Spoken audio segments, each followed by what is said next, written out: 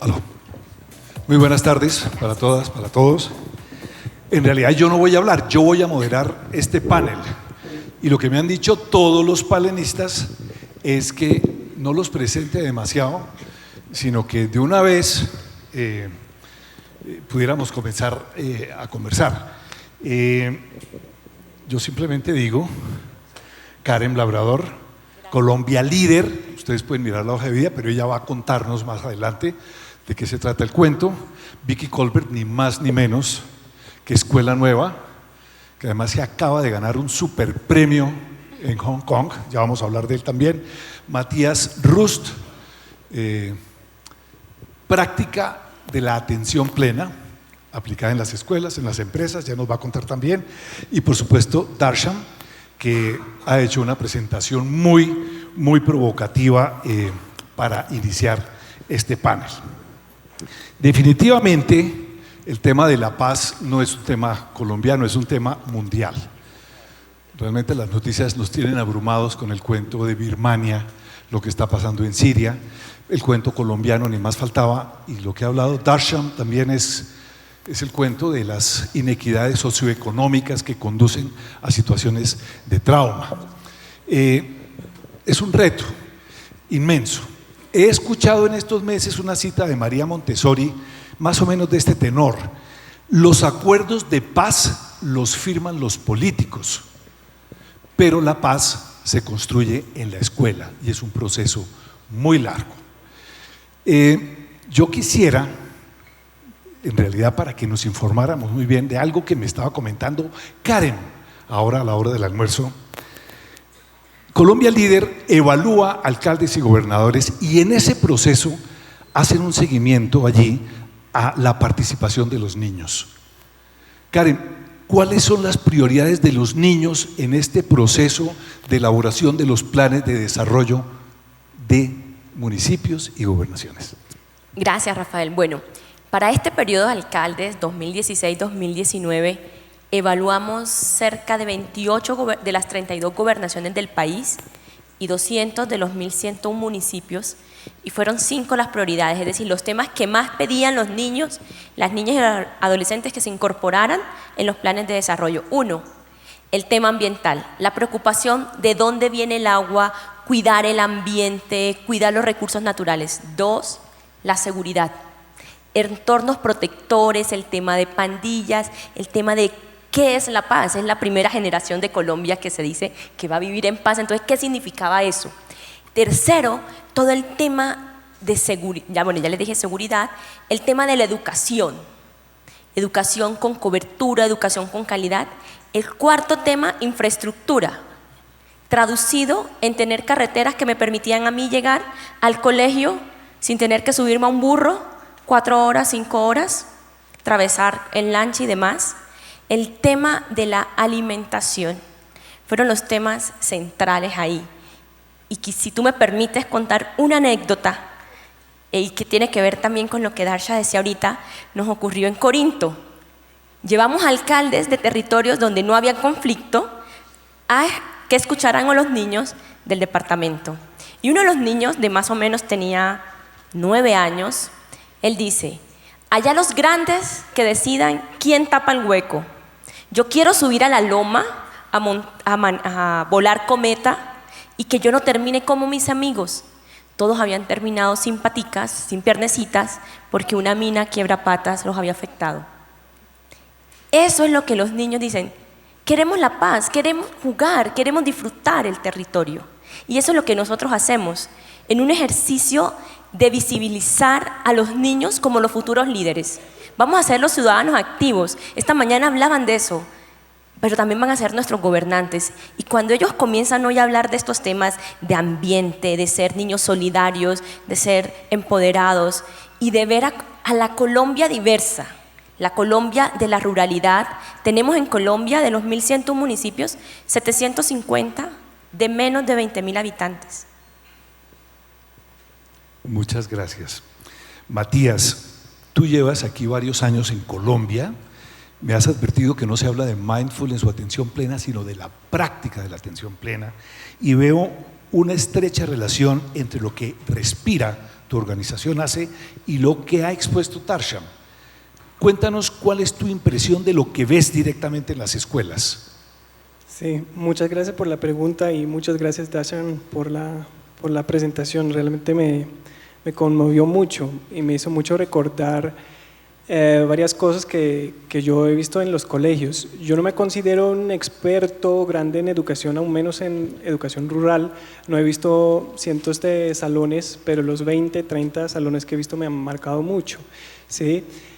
Y bueno, es un poco lo contrario a lo que veíamos en la foto que mostraba Darshan, ¿sí?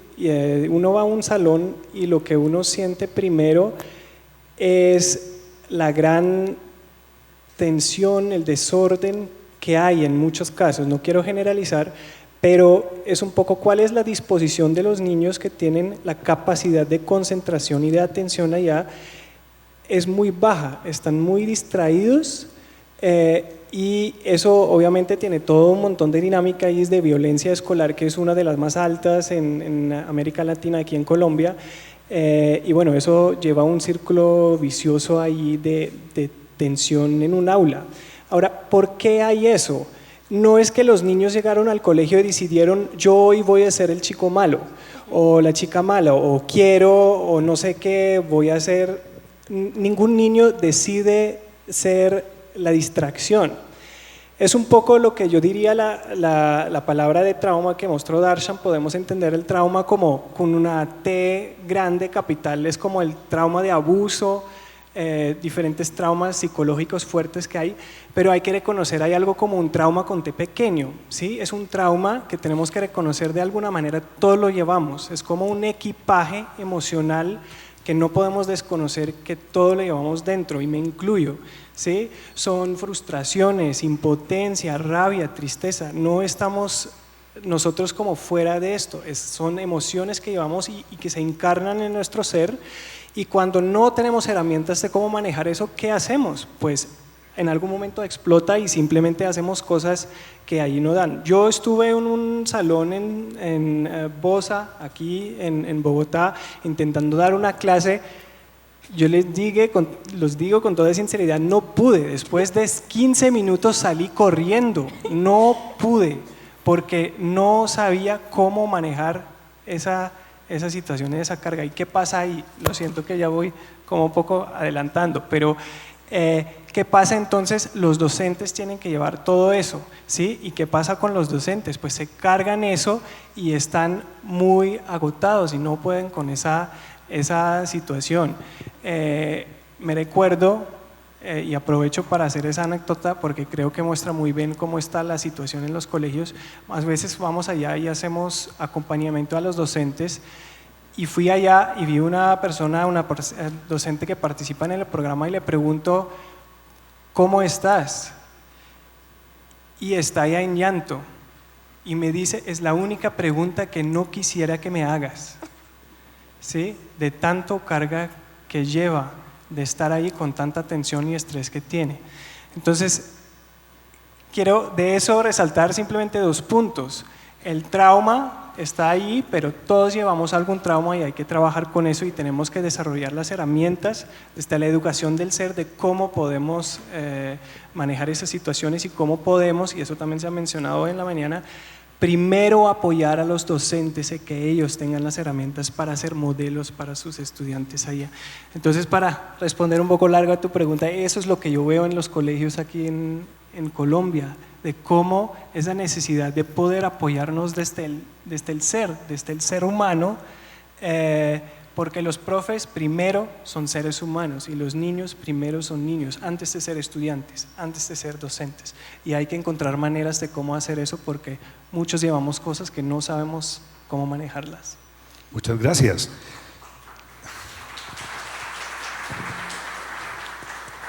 Vicky, de unos años para acá se habla muchísimo, como si fuese algo muy nuevo, de las llamadas competencias del siglo XXI. Sea la conceptualización del BIT o la de Fernando Reimer, y clasifican los modos de pensar, de trabajar, de comunicarse, las competencias ciudadanas. Sin embargo, desde que te conozco, tú hablas de ellas en realidad. y hablas de sin llamarlas competencias del siglo XXI. ¿Y cómo, dices tú, en esas escuelas que tú llamas invisibles, quiero que nos digas por qué son invisibles, el diálogo es la clave del aprendizaje de los niños? Sí, claro.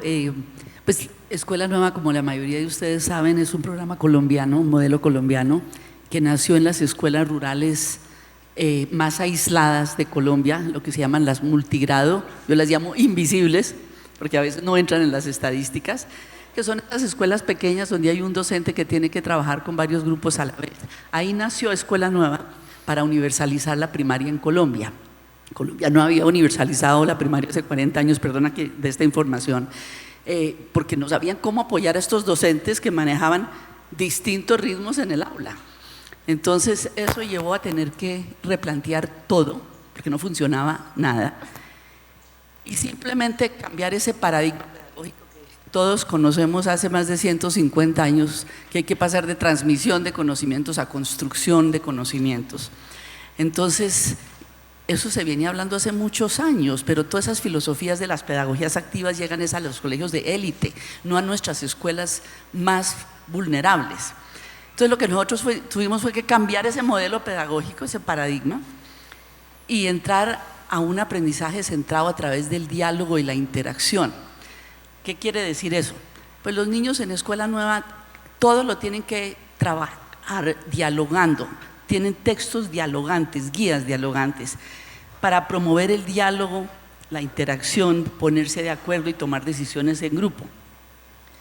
Hace 40 años Johnson & Johnson en Estados Unidos descubrió que el aprendizaje cooperativo, cooperative learning, reduce estereotipos, mejora la tolerancia de los seres humanos.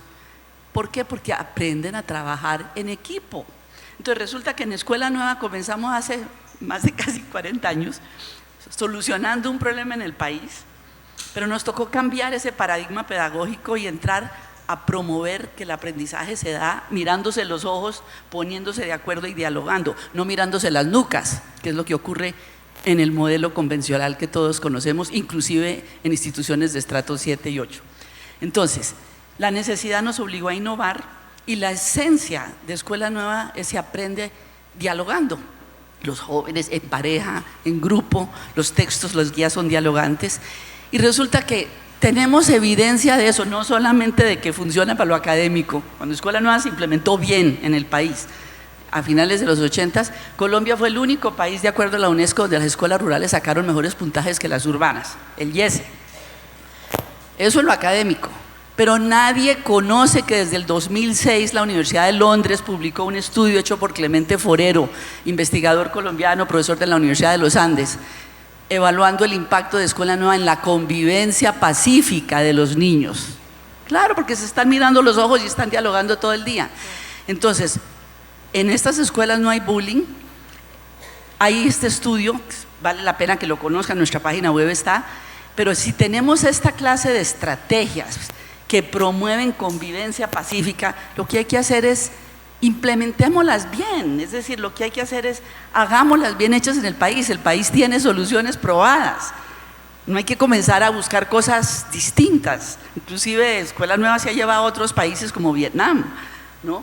Entonces lo que yo quisiera decir es, primero, creamos en nosotros, y segundo, resulta que sí hay experiencias en el país con evidencias empíricas y científicas, demostrando que se puede construir paz a través del diálogo y la interacción, la íntima relación entre la pedagogía y la construcción de la ciudadanía. Esa es la esencia. Muchas gracias. En realidad uno a veces cae en la tentación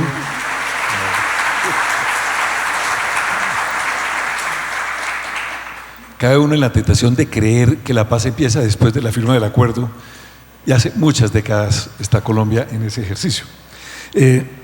Darshan, al finalizar tu exposición empezaste a hablar de los negocios, de los proyectos empresariales, y este panel se llama Proyecto de vida en las regiones, el rol de las instituciones, gobierno, sociedad y escuelas. Y uno supone que hay que tener proyectos productivos también. ¿Cómo se relaciona este cuento de los proyectos productivos con el trauma? So one of the things that I've been trying to do in my community, there are many of us that want to be business leaders, but we often don't have the educational experience to enter into a formal business school. We also don't really understand some of the lessons that we're learning within our business schools. They're teaching us for a future that we're not living any longer. Climate change is real. So one of the things that I've been trying to think about doing is literally, how can we recognize the leadership within our communities? Think about the stories and symbols that we use to heal one another and to lead our communities, and how can we use those to innovate business solutions? And the reason is, if we're really facing climate change, as scientists are predicting, and the predictions are not just that the Caribbean is going to be remapped right now and every season moving forward, but rather that it's quite possible that cities like Mexico City, London, and New York will not be able to sustain human life within 50 years. We need to think very differently. And that also means we need to think very differently about our business education and the kind of education that we look at within our communities. Many of the people that I want to support in being business leaders, for example, are former prisoners. My father spent most of my life, and his, in prison. He doesn't have a formal education, but he has dreams and experiences. Can he use those, as well as the stories and the symbols of our community, to create something that none of us have ever seen, something that those of us who have lived more privileged experiences can't yet imagine? Because really, if we're going to make a change and live in a more sustainable society, even a possible society, we're going to need to innovate. We're going to need to think in different ways. It's not just creating peaceful communities. It's communities that literally can withstand storms, communities that can withstand stuff that we can't quite yet imagine. And really, that's what I'm trying to do in innovating a new way of business development that holds at our heart. What are our values? What are our ancestors? Who are our future children? Who do we want them to be? And then really, what are the things that we need to develop? And maybe what we need to develop isn't things at all. It's new forms of social relationship. And maybe for that, it's not based in money, or not only money. We're trading in things like our time. We're trading in things like our seeds. We're trading in things like our skills. There are other ways that we can organize our businesses and our education. And that's really what I think all of us here are trying to do, is bring in different forms of knowledge from the worlds in which we live to the classroom to transform them into something that works for as many people as possible. Muchas gracias. Matías, tú hablabas de los docentes, de los maestros como protagonistas muy especiales, y quería decir esto: en la violencia colombiana no solamente está el trauma derivado de la guerra como tal, me explico, de la guerrilla, paramilitares, etcétera, etcétera, sino también existen altos índices de violencia intrafamiliar, y los afectados son los niños. ¿Cómo lograr que con programas como los de Respira puedan impactar a los padres de familia? ¿Cómo incorporarlos en estos procesos? Pues nosotros desde Respira en Educación lo que hacemos, pues introduciendo la práctica de mindfulness primero con los docentes, para que ellos puedan después pues integrarlo a su propia práctica en su quehacer docente, y después introducirlo con los niños.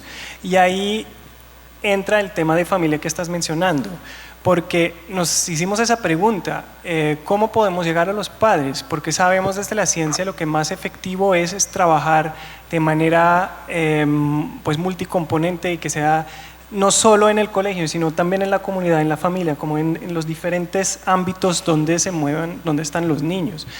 Y ahí hay el dilema siempre: a los padres a los quienes uno más quiere llegar es donde más difícil uno llega, porque son los que no llegan al colegio o los que no vienen a las reuniones, etcétera. Entonces eso fue un reto grande. Entonces lo que proponemos y lo que hacemos es integramos en el componente de aula para los niños tareas que ellos llevan a casa. Con eso los niños se convierten en los docentes de sus propios padres, ¿sí? Y eso tiene un doble efecto. Primero, pues llegamos a las casas, pero también los niños se apropian de la práctica, porque cuando pueden llevar algo a las casas, pueden explicarse a sus padres. Son cosas de hecho muy simples. Utilizamos algo como una botella cualquiera de mineral y eso, y le echamos escarcha. Entonces cuando la botella está tranquila, pues lo que pasa es que la escarcha está abajo y el agua está muy transparente, tranquilo, etcétera, y eso muestra una manera de entender la mente, el estado mental, estamos tranquilos, en paz. Entonces que cuando uno agita la botella, pues entonces uno ve que el agua está turbia, está sucia, etcétera, y eso también representa de alguna manera como una analogía cómo puede estar nuestra mente. Entonces es algo muy práctico, con los niños justamente llevan a casa y tenemos muchos testimonios de niños y de docentes que nos cuentan pues que lo que hacen los niños es cuando se pelean los papás es que buscan la botella que han traído del colegio a la casa y la agitan, dicen papás, aquí así están. ¿Sí? Y eso obviamente a los papás les da un espejo de que, uy, ok, hemos pasado la línea. Entonces la manera más efectiva de llegar a los hogares, a los padres de familias, son los propios niños. Qué bien. Karen, tú tienes una experiencia como de 10 años en Colombia Líder evaluando gobernadores y alcaldes y me hacía la siguiente pregunta. ¿Qué tantas diferencias hay en el interés de los mandatarios respecto a la participación de los niños? Encontrará gente muy interesada, otros lo contrario. ¿Y qué habría que hacer para promover el gran interés? Mira, a mí me ha sorprendido que la mayor participación se da precisamente en los municipios más pequeños, porque además es que todos se conocen, ¿sí? Es como el espacio de encuentro, esas mesas. Además me encanta ver como la creatividad que tienen que recurrir los alcaldes. No sé si muchos de ustedes han escuchado hablar del hombre caimán, por ejemplo, ¿sí? La leyenda del hombre caimán. En Plato Magdalena el alcalde se inventó a Lolo Caimancito, un niño que disfrazado de caimán, imagínense 40 grados al lado del río Magdalena, iba con los colegios preguntando a los niños, ¿tú qué quieres? No era una carta formal que manda el alcalde, niño, ven a participar. Es como en su cotidianidad, en lo que es la esencia del territorio, la gente participa. Lo que pasa es que no es fácil. Un municipio como por ejemplo Cartagena del Chairá tiene la extensión de Bogotá, pero 10 veces. Recorrer el territorio son 220 veredas.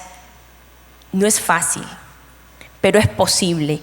Y hoy yo creo que los alcaldes han entendido que la participación es fundamental. La voz hoy de los jóvenes es más notoria. Hablar de planes de desarrollo con la mirada de los niños hace 20 años no era tan fuerte como es hoy. Hoy los jóvenes han alzado esa voz, son ciudadanos. También tenemos los consejos locales de participación juvenil. Y se da otro fenómeno, es que los niños no vienen solos. Vienen con el papá, vienen con la abuela, vienen con el tío, y el niño refleja lo que se dice en la casa. Entonces cuando tú le dices, ¿tú qué quieres?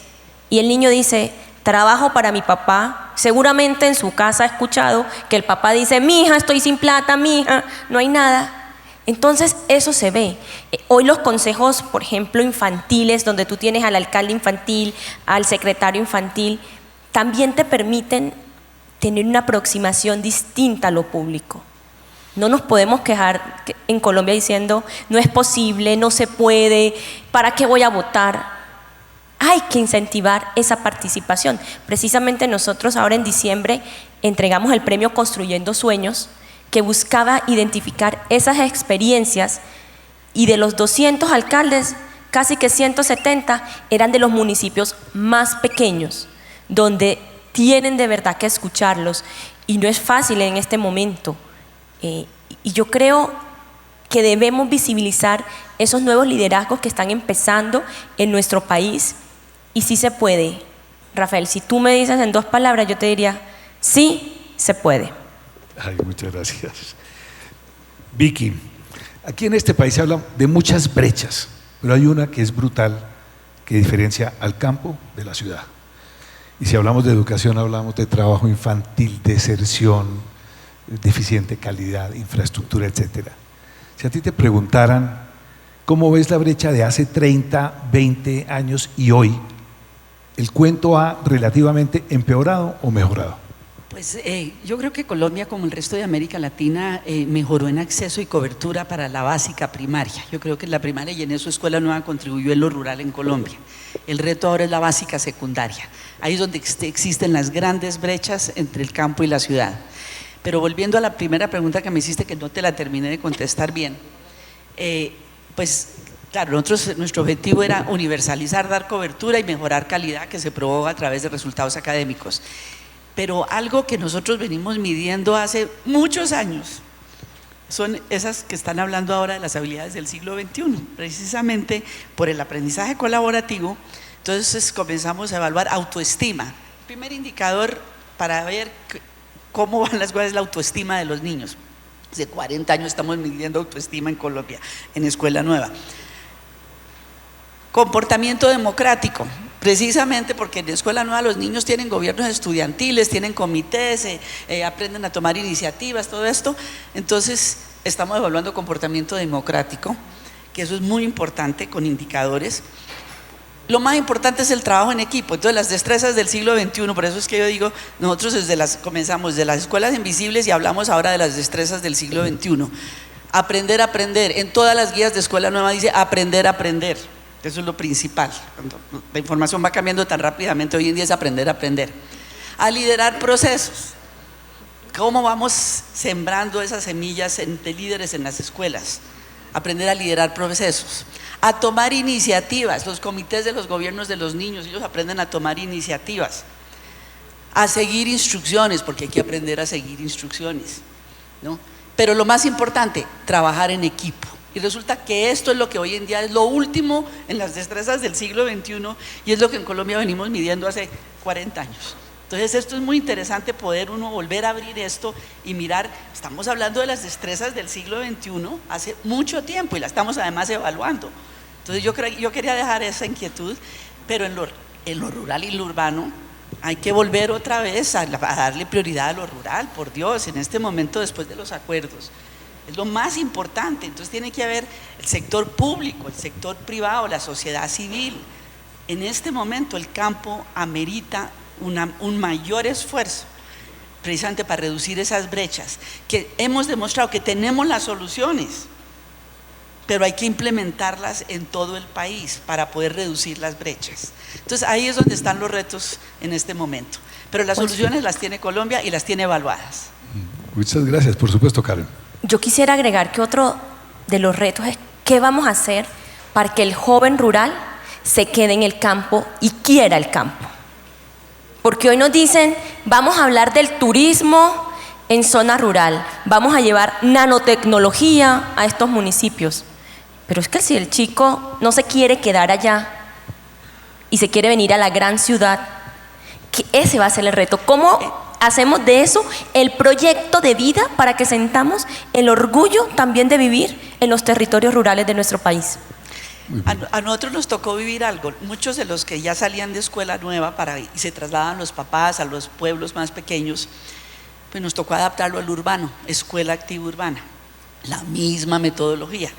¿Por qué? Porque los muchachos estaban acostumbrados a vivir un ambiente democrático, de participación, de trabajar en equipo, y llegan otra vez al modelo convencional del siglo pasado, el maestro hablando todo el tiempo. Entonces, esto ha sido muy interesante porque nos ha llevado a tener que meternos en lo urbano, especialmente nos interesan son las ciudades pequeñas, pero también se ha aplicado en lo urbano y en este momento podemos decir existen las evidencias y estamos trabajando las destrezas del siglo XXI que hoy en día están tan de moda. Muchas gracias. Darcia, escuchándote, le queda a uno claro que tu modelo dice que la riqueza está en la diversidad étnica, de orientación sexual, cultural, etcétera, etcétera. Es una pregunta para ti como ciudadana de los Estados Unidos. ¿No está en peligro eso en este momento con lo que está ocurriendo? It's in a very emotional moment for me to be here in Colombia at this time when your country is making a transition into peace, when my country seems all the more precarious on our streets. And I mean that in a very real way. Right now, the vulnerability in our communities is extreme. Polarization is deep. and we see it within our schools. Many of the cultural struggles that we face play out in what it is that we're teaching our children. And with the most recent election, we're seeing some of those tensions that were once in textbooks and in local arenas now becoming national and international. And for me, to be in a space like this, thinking about what is the pathway to peace and what is the role of education in peace, I think the answer within many of us is the choices that we make on a daily basis. How can we amplify love within the spaces where we have influence, and how can we directly relieve pain? And thinking about that, how can we extend that out as far as we possibly can? It's a very precarious moment in the United States, and I think, to be honest, it's how many of us are holding on is literally how can we love each other, the people within our midst, and where can we look elsewhere to pathways outside of polarization. There's not a lot of optimism right now, to be honest. But I'm a teacher.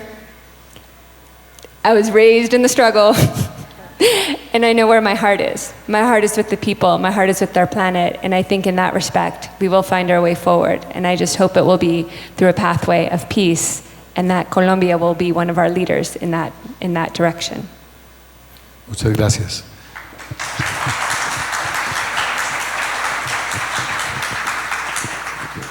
Pues mil gracias a nuestros panelistas. Sin embargo, Rafael, tenemos dos inquietudes hechas por el público a través de nuestra app. Estas son: para Matías, ¿qué tan efectivo es el mindfulness para controlar las emociones en las comunidades vulnerables? Gracias por la pregunta.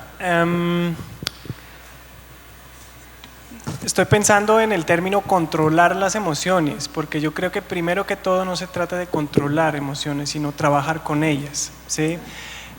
Una manera de sanar y de, diciéndolo un poco vulgarmente, sacar cosas es permitirlas y dejarlas ir y así sanarlas, ¿sí? Que es un poco lo que buscamos hacer a través de la práctica de mindfulness y no solo controlarlas. Hay este aspecto, pero eso. Y la otra parte, ¿qué tan efectivo es? Pues los resultados que hemos tenido específicamente con poblaciones vulnerables son muy positivos, tanto con docentes como con estudiantes. Valoran mucho pues, poder aprender una práctica que sienten que están siendo tomados en serio como ser humano y que les sirven a ellos personalmente. Eso es lo que escuchamos mucho de los docentes, ¿sí? Finalmente un programa que nos llega, que es para mí, que puedo aplicar en mi familia, como yo como ser humano, y no solo como una cosa técnica y cómo hacer tal cosa mejor. Y por eso hay mayor potencial, de hecho, en poblaciones vulnerables que están también en regiones de conflicto. Hemos estado en Tumaco, en Cauca, y sí ha funcionado muy bien, ¿sí? Espero responder con eso. Muy bien, la siguiente pregunta: ¿cómo proteger la escuela de los entornos violentos y peligrosos cuando los padres son justamente generadores de esa violencia? Rafael, ¿quién responde? Tú eliges quién responde. Esa pregunta fue un poco la que le había hecho yo a Matías, ¿cierto? Antes, ¿cómo trabajar con la violencia intrafamiliar? No sé si alguno de ustedes quisiera. Pues el estudio que hizo Clemente Forero miró la violencia en los municipios para poder llegar a la conclusión que la escuela sí protege a los niños de un ambiente violento, ¿no? Entonces eso es muy interesante, es muy importante. Por eso lo que ocurre dentro de la escuela, la manera como se aprende, sí tiene impacto en esa convivencia, y los niños sí son actores de cambio en su familia. Por lo menos en la escuela, cada cosa que el niño aprende tiene que aplicarla con sus padres y dialogar con sus padres. Entonces sí es viable, sí se puede. ¿Alguien más? ¿No? Well, I think one thing that restorative justice offers is a way of thinking about how can we welcome back people into our communities, even those who have done grave harm. And I think one thing we really struggle with, at least in my home community, is so many people, when they do harm, they're sent away to prison. So the community relationships that they broke are then broken even further. And so it's even harder for us to have a strong community. And that doesn't just have an impact on our children. the children of incarcerated parents, but it reverberates outside the community. So for example, once somebody leaves prison, how then do they integrate back into their community in a way that is loving and peaceful? I think in that sense, restorative justice, when it thinks about what is the harm that occurs in the community, what are the experiences that created that harm, including the fact that most of us who commit acts of violence are ourselves survivors. If we can start thinking about it in that perspective, we don't just think about there being aggressors or people who do violence, but rather we start thinking about the violence happened, what do we do now? Darchan, Elena, mil gracias a todos ustedes, mil gracias, Rafael, gracias a nuestros panelistas. Muchas gracias. Despidámoslos con un muy fuerte aplauso, por favor.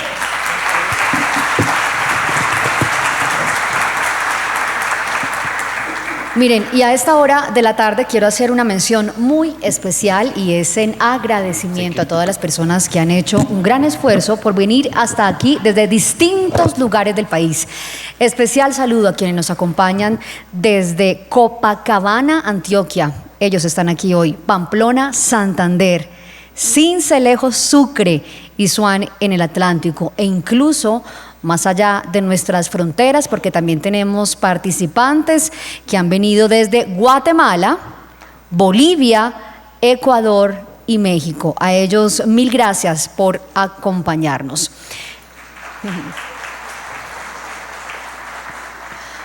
Muy bien, y este año Semana de Educación celebró en Bucaramanga, Santander, la primera cumbre regional de educación con el apoyo de la Universidad Industrial de Santander, UIS.